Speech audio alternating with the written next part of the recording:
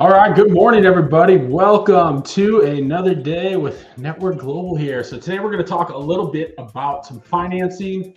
Leo, if you could crank the music off, that would be fantastic. There we go. Awesome. Cool. Welcome, everybody. Good morning. If you are online, drop a comment. Let us know you're there. If you're watching on Facebook, drop a comment. Let us know you're there. Love to see who is all on with us right now, but appreciate you all being here this morning. I know we've had a lot of live streams, a lot of Zooms, a lot of trainings this week. So I appreciate everybody being on. And today, what we want to talk about today is what I call flipping the triangle and going from active income to passive income. Now, I feel everybody's goal is to have passive income, right? And that ultimately should be the goal is let's get to passive income. And by contrast, one of the definitions of wealth, David, good morning, welcome. One of the definitions of wealth is to have more passive income. Your passive income exceeds your living expenses. So that is the goal we're working toward is how do we go from being a high income earner, right? Someone that generates a lot of income from earned income and generate it into passive income. So the first thing I want to talk about this morning is what I call my wealth creation circle. Shantae, good morning. Nettie, good morning. Thank you all for being on. Good morning. Again, everybody on Facebook, good morning. Mike, good morning. Wealth creation. So wealth creation, what I say with wealth creation is step one in the wealth creation circle, and it's a cycle, it's a circle, it's something, Christy, good morning. It's something that, in my belief, never stops. We never stop generating wealth or creating wealth. It should be a lifelong goal. But step one in that is to create income.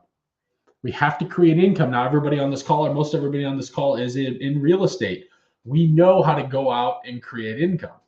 We know how to go make money. So that's the first step in the wealth creation cycle is create income. Now, once we start having income coming in, we have to establish a plan around that. We have to establish a plan around what am I doing with my wealth? Am I tax planning to offset my tax liabilities and pay as low of an income tax amount as possible? Because what you will find is with the more money you make, your greatest expense will become taxes. So if you can legally offset those things, your tax liabilities, and keep more of that money in your pocket, why not? All right, it's playing the game. So we'll do more about tax strategies as well at some point here in the near future. Now that I'm creating income, I'm planning, I'm creating my plan and my tax plan. What I say with creating my plan as well is what am I doing with the money coming in? Now, I use this as an example, not to criticize, and I never use his name, but I have a good friend of mine, high income earner, very high income earner, about $500,000 a year in income, no savings plan whatsoever. He has not established a plan, and it wasn't that, it's that because what most people do is they say, well, once I start earning that money, then I'll figure out a plan to save. Right now, I'm just barely getting by. My point is, if you don't have a plan now, and let's say you're in a position where you're not earning the income you feel you want or deserve or your goal to get to, if you don't have a plan around when you're making $40,000 a year in income, you're probably not going to have a plan in place when you're making $400,000 a year in income. And that's what's happened with my friend is he never established a plan and start instantly, it wasn't overnight, but over time, he started to generate more money. And when he generated more money, he generated more expense because his lifestyle increased. And then he generated more income. And then the boat got bigger, the car got nicer, the house got nicer, the lake house got nicer. All of these things got bigger and bigger and bigger to where he looks back and he says, well, I'm 40 plus years old and I have no savings. Got a lot of debt, a lot of things. He didn't establish a plan. And that's what he's trying to do now is get his plan in place and get his spending under control. So having a plan in place is very important for all of us, not just people making tons of money. For everybody that's creating income, you have to have a plan for where that money's going. Otherwise, we look at the end of the year and say, where did it all go? Now, once we have a plan in place, our next step is we have to increase our income. And I'm a big believer that we need to maximize our active income. So many people want passive income, which is what we're going to talk about and is the goal. But let's first maximize the amount of active income we have coming in. Let's go make as much money as we can. In real estate sales, that is what I call active income. That is our job, is to go out and help people buy and sell homes.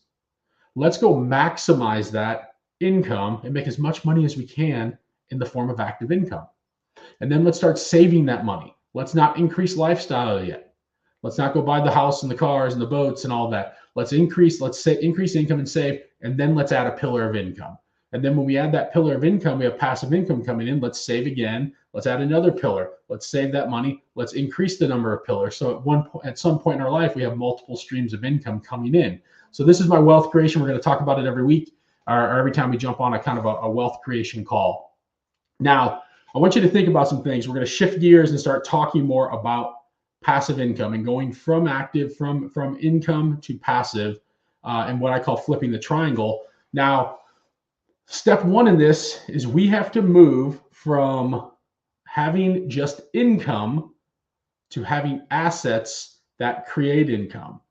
Now, the biggest challenge for a lot of us is we have a business right now, and it's most of us a real estate business, that creates income.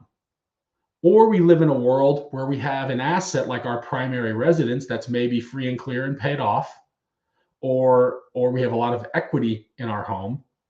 But what we don't have is those assets generating income for us. And that's the goal, is we want to start having assets that are creating income for us.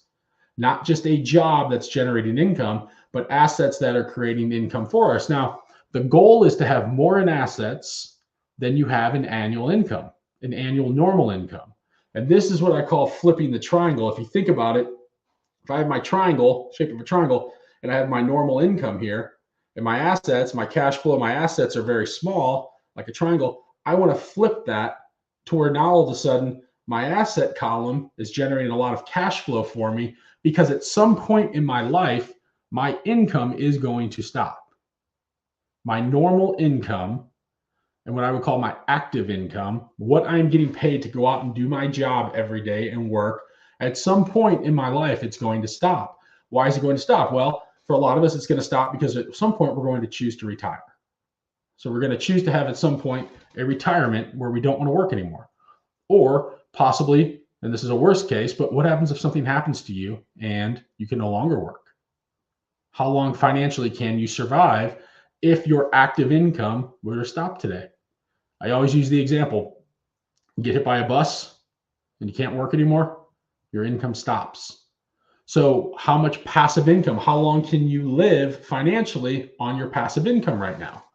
So what we need to look at right now is looking at, with the active income I'm making, am I utilizing that money as a tool to buy assets that are going to pay me passive income and cash flow?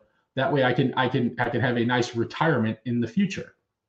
So be thinking about that for one moment. And then if you're thinking about this too, with number 2 here, we have a few choices, right? 1, we can buy more assets, or 2, we can go marry somebody rich, right? Like that's always an option, right? But for most of us though, it's going to be, we need to go find a way to create income and then buy things that will pay us passively, right? That are going to generate us income. Buy assets that create income for us. Now, the assets you acquire should generate enough income to support your future desired lifestyle. And so I want you to think about this right now. When you look at your lifestyle and you look at what you want your retirement to look like, what does that look like? Like, decide right now, what does my retirement lifestyle look like?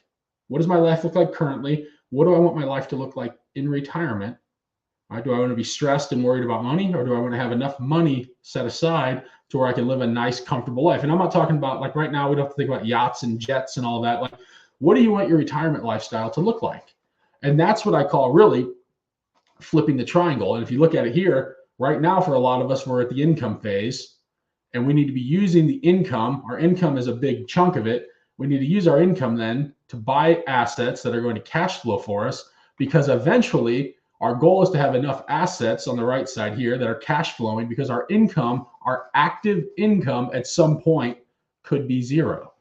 Meaning when we retire, we may no longer have active income. We're living off the assets we have acquired over our career or over time that are now generating enough income for us to live a really nice retirement. So this is when I talk about flipping the triangle, what it looks like. Right now, everybody on this call, we're in business right now. We're still creating. Every single person on this call most likely is still creating active income. All right, we're all out selling houses, helping clients, helping people buy and sell. We're creating active income. what are we doing with that money that we're bringing in to buy more assets that can in turn cash flow and generate income for us? Because at some point our active income will stop, right? And maybe that for some of you, your active income stopping, your retirement is closer than others. We have some young people on the call I know in their 20s, they might have 30 or 40 years before they're thinking about retiring. Other people might be 2 years, 3 years, 5 years, 10 years. So we're all at different time lengths in our journey as well for when we want to retire. But when you think about it, what's the purpose of income? Well, the purpose of income is to, one, fund our lifestyle, and two, buy assets, in my opinion. Now, my hope is that for a lot of us, we're not spending all of our money on lifestyle and not have anything left over to buy assets, because that's a problem, right? And if you think about it, the secret to being poor is basically selling things that go up in value. Hey, I had an investment property, it went up in value, I sold it. Bought a house, I flipped it. Maybe I should have kept it. It could have increased, generated cash flow for me. But the secret to being poor is selling things that go up in value. I had some money in the stock market. It went up really well. I sold it all. I needed to pull it out to live on, things of that nature. Vice versa, the secret to being rich is never selling things that go up in value. Continue to hold things that will increase in value, because over time that can build wealth for you. Now, as far as a wealth plan, a couple of things I want to talk about. I like to call what's my pillars of wealth. And this is where I like to diversify my business somewhat, where I'm looking at my pillars of wealth, and I want to have about 20% of my wealth in cash, 20% of my wealth in real estate, 20% of my wealth in my business, 20% of my wealth in financial instruments like stocks, bonds, index funds, mutual funds, so on and so forth. Excuse me, got a runny nose this morning, sinuses. And then 20% in other, which is other tangible assets we'll talk about here in a moment. But 20%, some people would say, wow, 20% in cash, that's a lot. All right, which I agree, it sounds like a lot, but here's what I do with my cash. I go through all of my accounts for all my businesses, all of my accounts, and I'm looking at how much cash do I have in each of those accounts. And then what I'm looking at is two things. I lump those into two categories, basically, with all my cash. I have what I call available cash and restrictive cash. Now, the reason I do this, my available cash and my restrictive cash, is because I don't want to fool myself into thinking I have a lot of money in there when a chunk of it, half of it, is restricted cash that I'm not going to use. So what is the difference between available cash and restrictive cash? Well, available cash is stuff that I can go utilize and spend.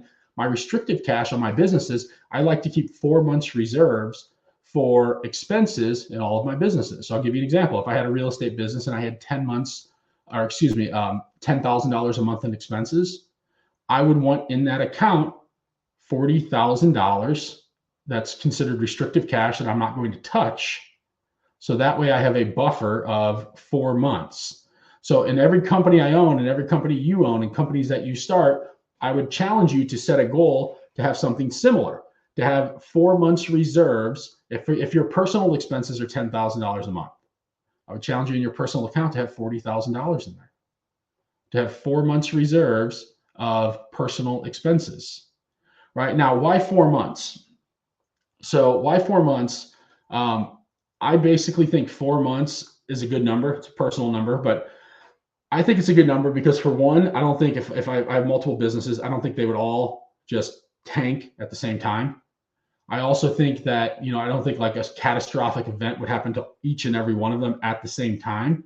And I also think if a catastrophic event did happen to each of them at the same time, I would be able to figure it out in 4 months.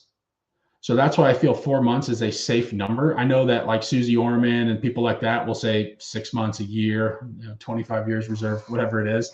I find 4 months is a pretty healthy number though.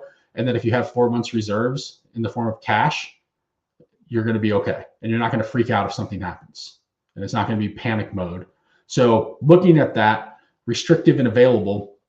Also too, if you open up an account and you have $250,000 in it, you feel like you have a ton of money. But if half of that's restricted, well, now all of a sudden it just got cut in half. You don't feel as much. So that's a thing too. I challenge everyone too to get rid of money, like basically put money other places, because when we have more money in our accounts, we tend to feel like we have more money and then it's easier to spend money. It's the same way when the market's good and people are making money, they tend to take on more expense. because, well, we're rolling in. I got 15, 20, 50, 100 grand coming in this month. We can afford to go spend on this. But when you really start to analyze your money and see that it's not all yours, right? You have to have some in restricted cash for savings for a rainy day, things of that nature. It tends to, you start looking at your money differently. Now, real estate. How do I value my real estate? Basically, it's just what do I own the properties versus what I could sell it for. So it's easy to inflate these numbers too, to like increase your net worth and feel a little bit better. But if you think about it, what I would say is, what do I owe on it? If I don't know anything, zero. And what if I had to sell that property tomorrow, what would I sell it for? And that's how I value my real estate, is that if I had to sell it tomorrow, what would I sell it for? And that's how I look at the value of my real estate. David had a comment. He said, everything in business is 60 to 90 days out. So the 4 months would allow you to get a listing buyer on the market and close before you get to the end of that money. Exactly. Yes. Great point, David. Absolutely. Thank you for saying that. He's absolutely right. That's why the 4 months, keep that in mind. We talked on the quarterly goal setting yesterday, 90-day cycle. What I do today shows up 90 days from now. So if money's tight and you have a 4-month buffer, you know that our business is slow. You know that if you increase the activity today, you're going to have results in 60 to 90 days. So absolutely. Now, I also want to look at how I value my business. I think for a lot of us with our business, the way I value my business is 3x net worth or net revenue. So if I net profit, if I have a company that pulls in $1 million a year in net income, I value that at 3 times that, $3 million. So the same is true. It's a little bit challenging too. If you are a solo real estate agent, it can be a little bit more difficult to value the book of business. But really what you're looking at is how much do you net revenue, like what's your net income after expenses, and then 3 times that. So 3x. If I make $100,000 a year, my business can be valued at $300,000. Right, if I net $250,000 a year, $750,000 value on my business. Financial, the fin there, that's just financial, that's simple. Go look at the value of your stocks, bonds, index funds, mutual funds, things like that. And then my other category is what I consider tangible assets. So tangible assets would be things like I own some gold, I own a lot of silver. I would throw crypto into this bucket. Even though that's not technically a tangible asset, but what are hard assets? I got tons of bourbon that some of it goes up in value. I don't know why, I don't even really drink, but like a lot of those things during COVID, like Pappy Van Winkle's and all that, price went through the roof. But anyway, like things like that are hard assets, and a lot of guns. Guns can go up in value. So it's basically like this bucket too is my way of justifying poor spending habits. But anyway, if you have, maybe you have collectible cars, maybe you have, I don't know, collectible, like I had a client one time, he had a Honus Wagner rookie card. He collected sports memorabilia. It was like a couple $1 million in a baseball card. Crazy. He also had like the first Spider-Man comic ever made that was valued at almost $1 million. So, and this was like 8 or 9 years ago. But what are the things in tangible assets? And I would consider that other. So I'm looking at that and saying, where do my buckets fit and where does my wealth make up here? And this is my goal, is to have 20% in each of these. So if I had a net worth of, say, I don't know, 250 or 2.5 million, I would want 500 grand in cash. And people might say, well, that's crazy. Why would you have that much cash? It's just sitting there not generating income. But what it's doing is giving me basically comfort and insurance against if I have a down market or I have bad months, I'm not freaking out and I'm not selling stuff off and I'm not having to go sell assets that are generating me income, and I'm not panicked because I've planned and I have enough available cash to weather any storm. What it's also doing is that when markets go down and people start selling off things because they need to, you're in a position now to be able to go buy those things at a heavy discount potentially. So be thinking about that as well. How do we go right now, start stacking up cash that we're making and put it aside for a rainy day, and start looking at our pillars of wealth though. And if you look at your pillars of wealth, how does it stack up compared to this, right? Is 80% of my income in cash and only 10% in real estate and 10% in financial, and how does it look, right? Or maybe all of my wealth is in value to my business right now. But be looking at that, and my goal is always to have 20, 20, 20, 20, 20 across the board here. Now, let's look at this too. So if we're looking at our wealth plan in our retirement, what I want you to think about right now is how much money do I want to live on in retirement? And if you want to drop it in the comments, awesome. I'm checking comments here. So how much money do I want to live on in retirement? Do I want to live on $100,000? Do I want to live on $250,000? Do I want to live on $400,000 a year? What is it? Right? And then take that number. And if you want to drop it into the comments, fantastic. If not, totally cool too. But what is that number that I want to retire on? And where am I at in relation to that right now? Meaning if and let's just say for easier math, I wanted to retire on say 120,000 a year. That's 10 grand a month. I would look right now and say, okay, how much cash do I have in my accounts? And I'm going to divide that up by 30 years. So if I had, what is that, $1 million in cash, 30 years, it's like $2,800 a month, something like that, I think. Somebody has a calculator.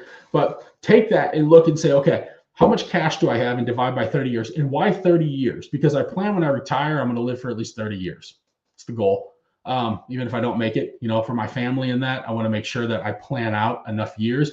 So I basically need to make sure I have enough money to survive at least 30 years after retirement. If I retire at 55, make it to 85, 65, 95, whatever the number is, I want to plan for saying I'm going to live 30 years after I quit working. Now, I know that's contrary or totally different from the actual results. Like most people die within 5 to 7 years of retirement, or maybe even less, which is kind of morbid and scary. But anyway, that's my number, is 30 years. I'm planning after retirement to live 30 years. So I want to look and see how much cash I have. And let's just use for an example, if I had $1 million, my goal was to get to 10 grand a month. And I had $1 million banked in cash. That already gets me to like 2,800 of my goal. Now, Social Security, how much will you get in Social Security? It's going to depend how much you earn. Christy said 120 annually. Yeah, awesome. So 10,000 a month. So if I want to, my Social Security, maybe I'm going to get 3,700 a month right there. So that right there just puts me up to what? North of $6,000 a month. My retirement accounts, how much are in my retirement accounts? And if you go off the 4% rule, which the 4% rule basically states the amount you can withdraw from your accounts every year and not really affect the principal, or be able to at least have that money last 30 years. So for simple math, if you have $1 million in a retirement account, you could you could withdraw 40,000 a year in the form of, you could withdraw 40,000 a year and not really affect your principal balance in your retirement account. So that just gives me an extra 40 grand right there, which is what, like 3,600. So now we're up to almost 9 grand right there, I believe. Maybe I have a business that somebody else is running for me now, meaning I've put somebody in place where my business continues to run, and that continues to generate profits for me. Well, then what would the value of that be? If I have rental property, which I do, but if I have rental property, how much is that cash flowing for me every month? Just say it's $1,000. That's another $1,000 every single month. That's an extra 12 grand a year right there. Do I have any other assets? Right? And maybe I have, what's other assets? Well, maybe I have a bunch of cars, or I have gold or something like that I would sell every year to generate income as well. My point in doing this is one thing, really two things. One, I want you to look at how much do you want to retire on from a retirement perspective, and where are you at today? Where are you at today? And for some people, you might think, wow, I'm not that far away from this, honestly. Like when I didn't even think about Social Security. I'm going to get a chunk there. I didn't even think about, taking out 4% of my retirement accounts every year. I didn't think about like the available cash I have right now. I didn't think about the rental income I have coming in. Whatever it is, be thinking about this and look and say, okay, am I close to my goal, or am I still far away? And if you're close to your goal, fantastic. And if you're far away, that's okay too, because the nice thing is you have time. No matter how old you are, you still have time to make sure you can build a wealth plan and become very wealthy. So there's a couple of things here with writing down your number for one, and two, looking at each of these things and just write a number next to it. Where are you at? Are you closer to your retirement goal, or are you further away? And what I would advise you to do is this. Now, we talked about building wealth as adding multiple streams or adding pillars of income that are going to generate more income for us. and going, the whole purpose of this call was going from active income to passive income. So when we talk about that, when you think about active income to passive income, what do you immediately think about? What's passive income? A lot of us, because we're in real estate, we think buy real estate, which I totally agree with. Buying real estate has fantastic benefits. There are fantastic benefits to owning real estate. Cost segregation. I can obliterate my income tax liabilities every year by buying property. But I can just get rid of them if I cost segregate a property through bonus depreciation. I can generate cash flow. I can get appreciation on those properties. There are many things I can do with owning real estate. I think it's fantastic. And what I'm going to challenge you all to think about with this too is that if right now you're in a position where you don't have a ton of cash, you don't have a ton of assets, you don't have a ton of savings, you don't have any investment vehicles set up, I would encourage you probably not to go buy real estate right now. And here's the reason why. I think that when you look at going from active income, which is what we all earn as being in real estate, to passive income, when I go buy a rental property, that's not truly passive income. And what happens to a lot of us when we go buy a rental property is we start taking time to go identify properties, which you need to do. We go buy the property. We're over there for inspections. We're doing things like that. Then we have to put money into the fix up of the property. And sometimes we're over there painting the house to keep the money down, the cost down. We're tearing up carpet. We're putting in tile floors. We're changing out toilets and fixtures. And we're spending time buying or basically getting this asset ready to rent. And what's happening to our active income as a realtor is we're neglecting that now, and we're not putting our focus on that. So then we get this property rented, but it takes us, a month or two to get it rented and money coming in. And then our real estate business goes down the tube. So what happens is we're just trading income at that point. It's the same way when somebody flips a house. When people flip houses, realtors go flip houses, they buy a house to flip.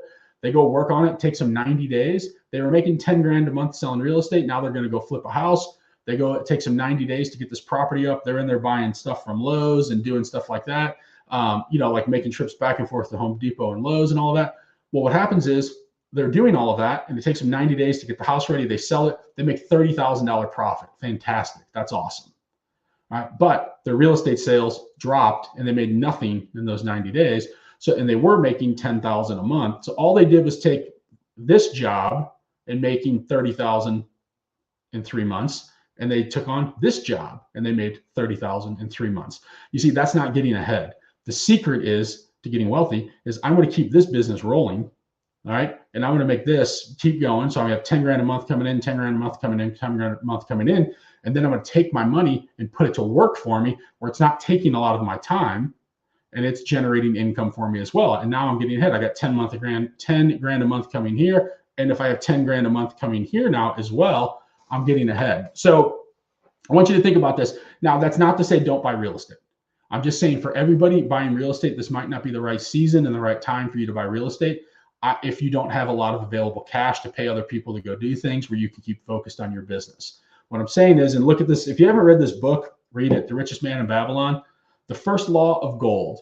Gold cometh gladly in an increasing quantity to any man who will put not less than 1/10 of his earnings to create an estate for his future and that of his family. Saving is the start towards building wealth. So I like this quote because what he's saying is, if you're not in the habit of saving 1/10 of what you earn, and I would challenge you over time to increase that to 20% and even 30% of what you're earning and live on the rest. When you start doing that, you can become a very wealthy person. Start with 10%. And so where I was going with my active to passive income is that, yes, I believe in generating income and generating passive income, but I don't want to neglect my active income to generate the passive. I want to keep my active going while I'm building my passive. So 2 things. I had a question. This is good. The goal is to create passive streams of income. I'm taking notes. Awesome. Yeah. Glad to hear it. Glad to hear it. So 2 things I want you to talk about, and I've talked about these before, but I think that what's important to talk about is important to repeat. And 2 things that you should be doing right now. And this is for people that just have nothing going right now from a financial savings instrument. One is the Roth IRA. So the Roth IRA is a super under talked about tool, in my opinion. it blows my mind. There's still so many people that don't know about this. My buddy told me about this when I was 18 in college, and I was just like, I was 18, right? I wasn't listening. But I wish I was. I wish I would have started this when I was 18. I started it like 10 years later. Anyway, if you're under 50 years old, you can save $7,000 in your Roth IRA every single year. So right now, the max contribution, if you're under 50, is 7. If you're over 50, it's 8. The modified adjusted income for a single person, if you're under 50, is $146,900. If you're over 50, $169,999. If you're married, $230, and $239 if you're over 50. What that means is that whatever category you fall in here, if you are over 50 and married and making less than jointly $239,999, you can save $8,000 into your Roth IRA. So, and if you're single under 50, making less than $146,900, you can put $7,000 away. Now, the Roth IRA is basically a simple tool that you can go set up today. You can go to Charles Schwab and set up a Charles Schwab account and set a Roth IRA up today yourself, or you can call a financial advisor, whatever route you want to go. Super easy thing to set up though. And you can start contributing to this. Now, what's cool about the Roth IRA is that you're basically, let's just say, for me, example here, if I was putting $7,000 away in this, I'm going to pay income tax on that $7,000 this year. But what's going to happen is that money's going to start compounding and growing for me. And I'm not going to pay income tax when I start withdrawing that money in the future. So this money is going to compound and grow year after year, tax-free. That is one of the biggest benefits to the Roth IRA, is that it's a tax-free vehicle where I'm paying income tax up front today on my investment, and I'm not going to pay it in the future. So the Roth IRA is a fantastic tool. And let's look at this for a moment. Let's say I max this out. Let's say I was saving $583 per month for the next 10 years at 12.65% return. Now, why did I mention, why do I say at 12.65%? Because everyone's like, oh, that's ridiculous. You can't get that. My Edward Jones advisor said we're shooting for 7%. Well, if you look at the Vanguard index fund, I'm a big believer in index funds. If you haven't learned about index funds, go Google. Vanguard Index Fund, stock ticker is VOO. And you look at what return that yielded annually over the last 10 years, it's given an annual average return of 12.65%. So an index fund is basically like you're investing in the S&P 500, essentially. It has a very low expense margin. It's well under 1%, where some of the mutual funds you might be in today, your expense margin, meaning what you pay on that to be in that mutual fund every year, could be 1%, could be higher. You could be paying your financial advisor another % or 2%. So all of a sudden your return could be dwindled down by, 3 or 4%, just in fees essentially. So I like the index fund because it has a very low expense ratio and it yields a really good return. And also Warren Buffett, I think everybody knows who that is, one of the most astute financial investors of our time. He basically said when he dies, all of his money's going into an index fund. So when he dies, his money's going into an index fund because he knows the people that inherit his money, they're not going to be involved in the market like Warren is. Warren Buffett, his job is to be a financial investor. Our jobs are not to be financial investors. We like to day trade and things like that. For most of us, though, we're gambling. Oh, I got this hot tip on a stock. It's going to go through the roof. All right, I'm going to go sink some money into it. I did that before. I had a friend call and say, "Hey, this stock's going to go. It's going to go through the roof. It's going to hit. Blah blah blah." Oh, cool. I put $5,000 into it. Guess what? I lost half my money the next day. All right, now I think it's worth like $800 or something like that. Now, granted, it's not a ton of money to lose, but still, it's gambling. With an index fund, what I'm doing is, and again, I use Vanguard as an example. Charles Schwab, they have a really good index fund as well. It has a very similar 10-year return, and you'll return it almost, I think, identical return. I think that stock ticker is like SWPPX. I've got money on that one as well. But anyway, if I were to put $583 a month away for 10 years at 12.65% annual return, that would generate me in 10 years, I would have $140,601 on a contribution of almost 70 grand. So I put 70,000 in and I've doubled my money in 10 years. It's not bad, right? Now people will say, well, I can't live on, I can't retire on that. Yeah, you're right. And a lot of what investing is time is kind of the catalyst here. But if look at this, if I wait 20 years, I have 638,000 and my total contributions were 139 grand. It's pretty cool, way more than double.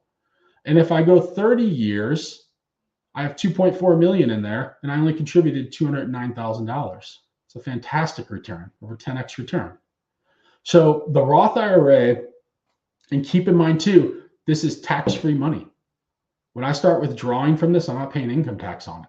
This money is compounding tax-free because I paid the tax on the money when I put it into the IRA.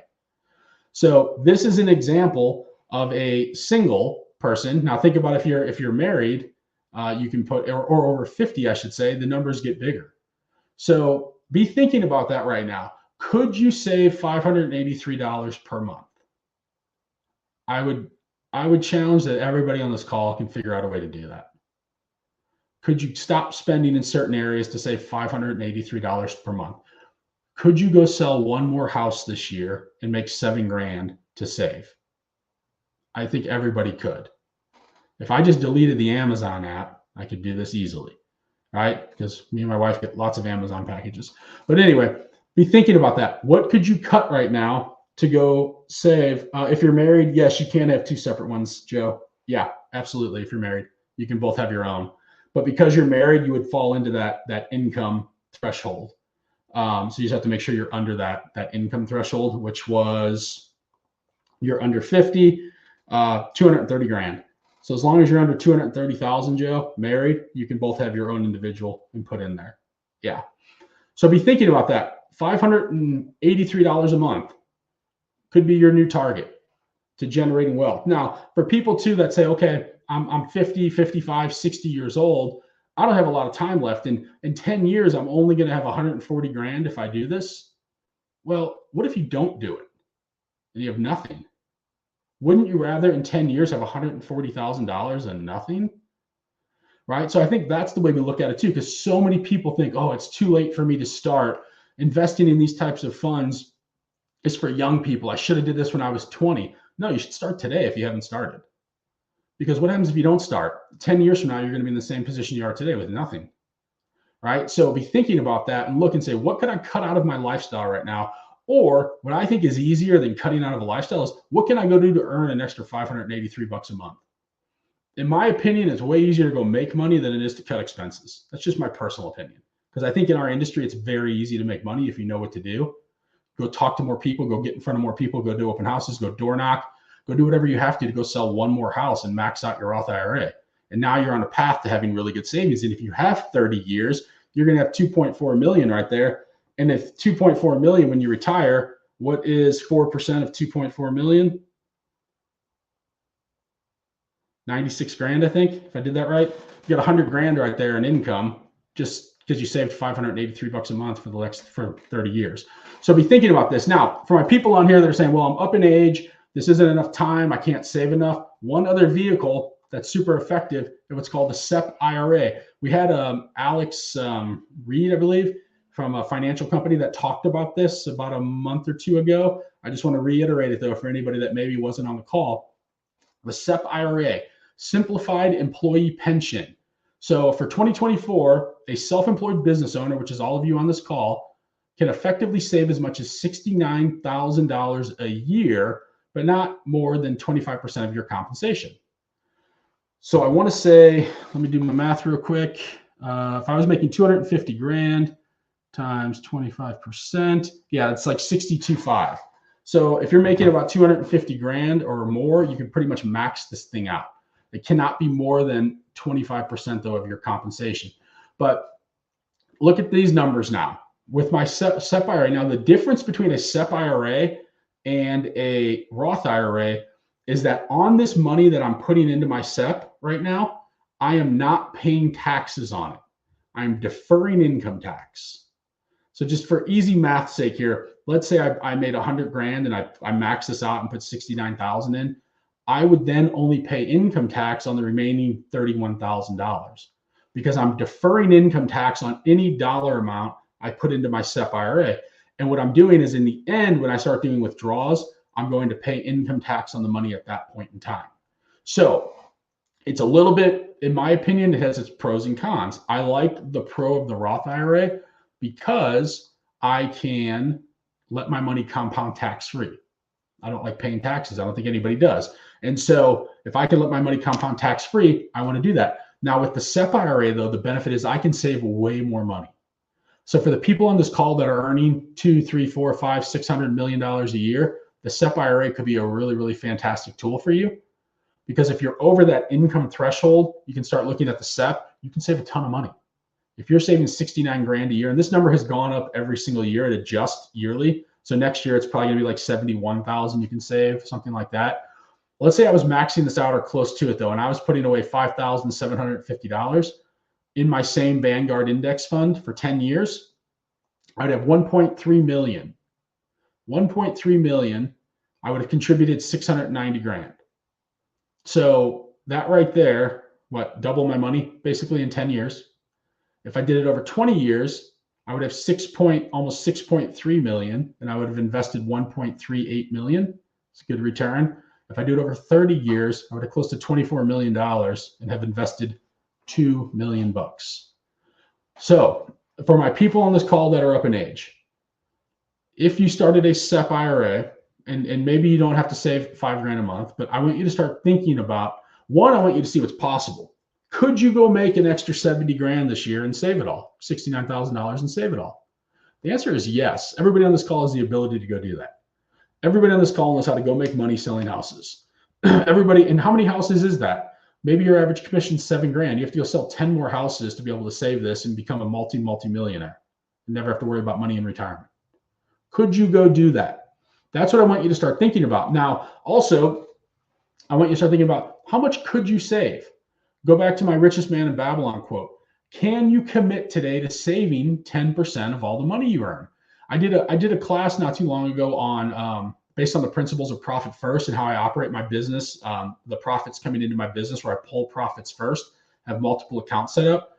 What if you had 2 accounts set up where one account your commissions come into, and then just immediately you have another account where 10% of that dumps into that other account, or you set up an account like Charles Schwab or a brokerage account with Edward Jones or whoever you use, is fine.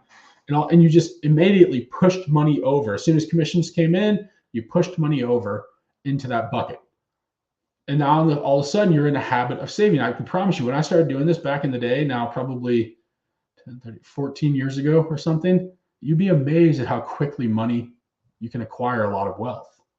It doesn't take that long. Like it really, especially if you're earning good income, you start making more money, you're saving more money. But the goal is to start at 10%, and I would challenge you to get to 20%, where you're living on 80% of your income. But think about it. If you have 10 grand comes in, I'm going to put 1,500 to 2,000 away into my tax account, so I have money to pay income tax at that time. I'm going to then set up my account at 20%, where it's going into my savings. Like start looking at it from that standpoint, and then I'm going to live on what's left over. What happens though, and the difference between wealthy people and poor people is 10 grand comes in, poor people spend it all, and then they invest what's left. And what's left typically? Nothing, right? And that's like my dad used to tell me back in the day, pay yourself first. And I never understood that in my early 20s because I was like, I don't have any money. Like how am I supposed to pay myself first? But I always found money to go do things that I wanted to do. I found money to go on trips with friends. I found money to go out on the weekends. I found money to do all the crap that I probably shouldn't have been doing because I didn't have any money, right? But I wasn't taking serious the principle behind pay yourself first. And what that means, what pay yourself first means is that 10 grand comes in, set a goal that 10% you're going to immediately pay yourself first, and you're going to save that money.